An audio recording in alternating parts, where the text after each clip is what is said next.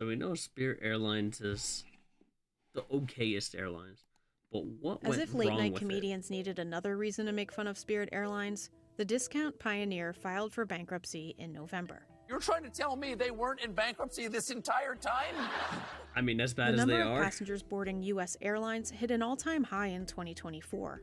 U.S. airline giants like Delta and United saw their stock prices soar last year, but Spirit Airlines was down 90% before it filed How for come they didn't put bankruptcy. Southwest in there? Spirit has had one challenge after another coming out of the pandemic. The airline industry has been dealing with supply chain issues and rising fuel and labor costs. Just like with In any addition airline. to that, Spirit has struggled with an engine recall, grounding dozens of its jets, weaker than expected sales, and a failed acquisition with JetBlue. Everybody's dealing with the fact that costs are 30% higher than they were in 2019. Airlines that have shown more success have greater exposure to premium and corporate, which makes sense because those are the kind of demand segments that you could pass through more of the cost easily. The icon of budget air travel in the U.S. has not been profitable since 2019, But people and it still lost travel. over $2 billion since 2020. It is the first major U.S. airline to file for Chapter 11 since American Airlines 13 years ago. Oops, CNBC sorry. explores what drove the airline to bankruptcy and what's ahead for the carrier.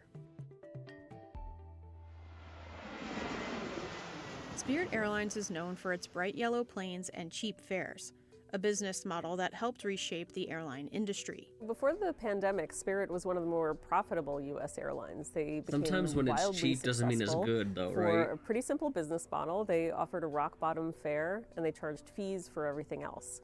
Everything else includes bags, both checked and carried on, seat selection. It even charges for water. Water you It get started charged its a for la it. carte Water's model in free on 2006, Southwest. spearheaded by its CEO at the time, Ben Baldanza. Spirit Airlines was very successful in driving down fares in many markets. The larger competitors, the Uniteds of the industry, were trying to compete with them, and it sparked fare wars. And ultimately, for consumers looking for cheap flights, it was great. Spirit is often ranked as one of the safest airlines in the U.S., but it's also been ranked one of the world's worst airlines due to customer complaints. Guys, never fly with Spirit. Yes, all right. So everyone's gonna shut up, and we're gonna say this once, and we're only gonna say it again because we're frustrated as hell. Do you think she was saying it because she was frustrated with Spirit? Or do you think she was frustrated with the customers ready to get onto the plane? After a steady streak of profits, the company has struggled to earn money since 2019. The pandemic was devastating to all the airlines, but that was just the start of Spirit's financial woes. I mean, it could Passengers be have impossible since of all things, returned in but record numbers, but airlines are facing shortages of new planes and higher labor costs. The industry having costs that are 30% higher than they were in 2019, all fares have to be about 30% higher than 2019. So when Jesus you Christ, are man. catering to the market that's more price sensitive, it's going to be harder to pass through those costs. Airlines like Spirit and Frontier are built on a model that depends on keeping costs low. Coming out of the pandemic, nobody had low cost. Pilots were in short supply. You saw these enormous bonuses being handed out. New labor contracts came out. Spirit was among them. They bumped pilot pay more than 30% over Was a that to couple of keep years. pilots, or was and that was a big just cost to them. Inflation, keep the same afloat way that it everything? affected consumers, it also affected airlines. On top of that, many airlines had to shift growth plans due to the delays in aircraft deliveries. Spirit, who has an all-Airbus fleet, like, was were they trying to keep afloat the fact that they were losing customer acquisition? So, in all hindsight, it might be better to pay their pilots more. To say, hey, we have more pilots, come to us, and this is during the pandemic, right? So we have more pilots, fly with us, and basically they'd be retaining more money after that. But I affected don't by know a if that Pratt & was Whitney a thought engine process. recall that grounded dozens of its jets. So this has been a bigger drag for Spirit. It has by far the largest exposure to this issue. That kind of limited its capacity. You need those planes to make revenue and get people on board and bring cash in the door. The other thing is that they have been in this M&A umbrella for 2 years. So 2 years of, trying to figure out if Frontier or JetBlue was buying them. In Did we ever February figure out who bought them, 2022, though? Frontier Airlines agreed to think there merge with was- Spirit. But a few months later, JetBlue came in with a $3.6 billion all-cash offer. Jesus. In wow. announcing this, you guys said during the extensive discussions held between Spirit and JetBlue, JetBlue itself admitted that a lawsuit from the DOJ seeking to block the merger was a 100% certainty. Let's be clear. Are you basically saying that JetBlue said to you guys, look, we know we're not going to get this thing through without having to go to court? Yes. Yeah, that's what they told us, which is we agree with, by the way. And it kind of makes the whole thing to the point of being illusory. It gets to that greater point. And it really does call into question what the motive here is. The executive team at Spirit told their shareholders, we think Frontier is the better option. The shareholders saw the all-cash offer, they turned down the Frontier deal, and then they went for JetBlue. Wow. In January of 2024, a judge blocked that deal, and it ultimately fell through. Okay, so then what's happening now? Over the past decade, low-cost carriers have seen increased competition from legacy carriers like American, Delta, and United. Spirit had become very successful, and the big airlines did not like that. They had a lot more firepower than, little Spirit Airlines, and it saw that fares were going down in some of its key markets. They don't like someone coming in and offering these double-digit fares into their markets. So what Delta did and sort of kicked off this industry trend was they offered their own sort of bare-bones fares. It was called Basic Economy. Typically, a basic economy fare is very restrictive and only includes the flight. It is non-refundable, non-changeable, passengers can't pick their seat, and board the plane later. Wow. A bare-bones fare on legacy airlines still comes with non-alcoholic beverages and a snack. There's something, on Delta and right? JetBlue, a basic economy ticket still comes with free Wi-Fi. What Delta realized is that the base fare was a nice hook for the ULCCs, and by the time the passenger went through the booking process and put everything together, they were now paying a fare that Delta was willing to support. Travelers' preferences have changed coming out of the pandemic, with many consumers willing to spend on better seats or perks like lounges. Delta. Isn't it weird how we're saying we're running out of money, we can't afford plane tickets, we can't afford the travel, and yet people are saying they're willing to spend the money. They just said that coming out of the pandemic, Travelers' preferences have changed coming out of the pandemic, with many consumers willing to spend on better seats or perks like lounges. willing to spend on seats and or perks, for example, the lounges, and there's probably something else that comes with it. We are, as a human race, a double-edged sword, bro. Like, Delta said its we are premium double-edged revenue has sword. outpaced standard seats for several years. can't United win, said you it's been can't lose. sacrificing economy seats to add more economy plus seats, its extra legroom option. It reported a 5% rise in premium revenue and 20% rise in basic economy tickets from a year ago. And as United upgauges, I think they're going to have more seats to dedicate to basic economy. But I look at that more as a defensive tool than a ULCC killer. But it does make life harder for ultra low cost carriers competing in these large markets with the legacy carriers. The pressure on ultra low cost airlines has led to some big changes.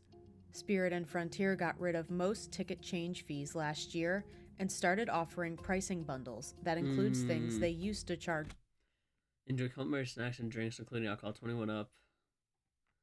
You can get chips, kettle corn, almonds, fruits, nuts.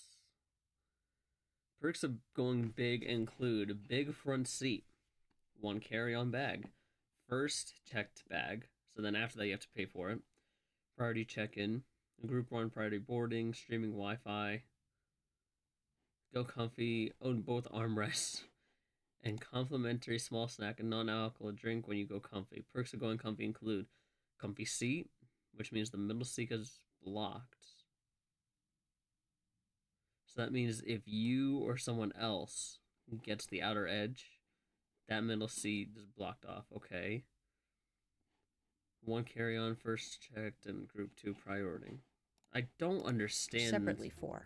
Also, while Spirit already offers travelers the big front seat, Frontier said it will install first-class seats to its fleet. Frontier has also had a period of losing money, but they've had other challenges. Frontier CEO Barry Biffle said one of the biggest gaps in the company's revenue model came from not offering first-class seats. Even Southwest Airlines, the fourth biggest carrier in the US, is making changes. The airline that has had open seating and one-cabin service for over 50 years is now adding extra legroom seats and ending open seating to improve revenue. But that's their downside, right? Is that the reason why they were so successful, Southwest, is because they had open seating. So you could basically pay for the flight. It didn't matter what position they gave you, whether it was A34 to B16. Even if you were in A boarding or B boarding, C boarding is a little rough, I will say that. But A and B, right, regardless, actually, even that, regardless of it being C, it's still open seating. By the time C comes around, it's whatever's left. But A and B is open seating. You don't have to sit in an assigned spot. But just for more legroom, now they have assigned seating is kind of crazy. With Southwest, you're seeing a lot of just evolving with They might lose customers demand over that that. maybe is 5 to 10 years too late, but they're making that change. You know, where they fly has changed, how full the planes have become has changed, and so that brings a change in customer preference of wanting this surety of an assigned seat. As You'd a rather have result, an assigned airline seat cabins have become more segmented to with more offer different legroom? products for multiple price points. Many Oh, now no. offer more than just coach and first class. A long-haul flight could have first, business, premium economy, extra legroom, regular, and basic economy options.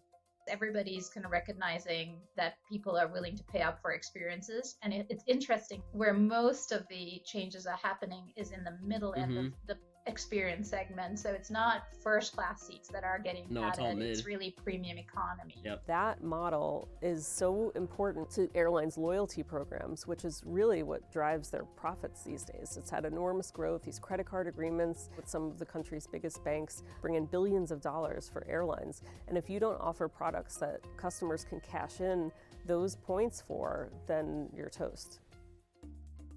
Even though Spirit has filed for Chapter 11 bankruptcy protection, that doesn't mean the airline ceases to exist.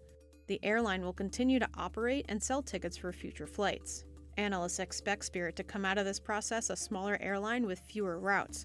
One thing that is likely to happen in So they Spirit's may not bankruptcy even- is they need to get their costs in check, and they need to do it very quickly. They've already sold a chunk of their fleet I to was raise just about cash. to say it. They may not even have their big planes anymore. They may even downgrade to a smaller plane that can carry maximum 50 people.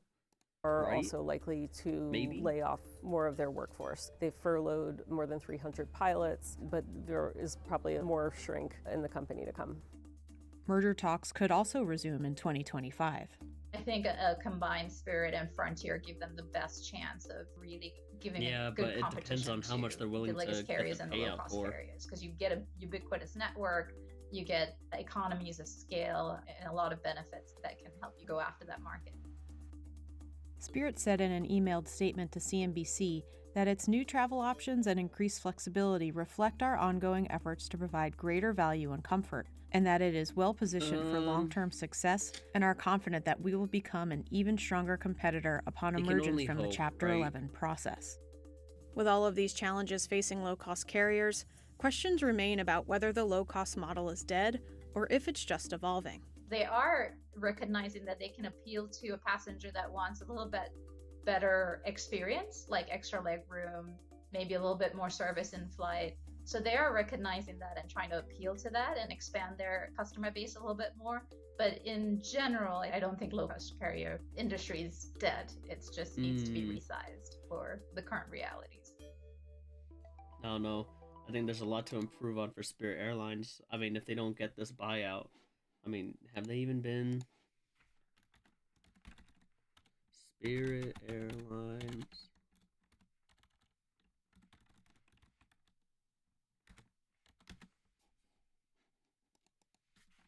Let's go merger.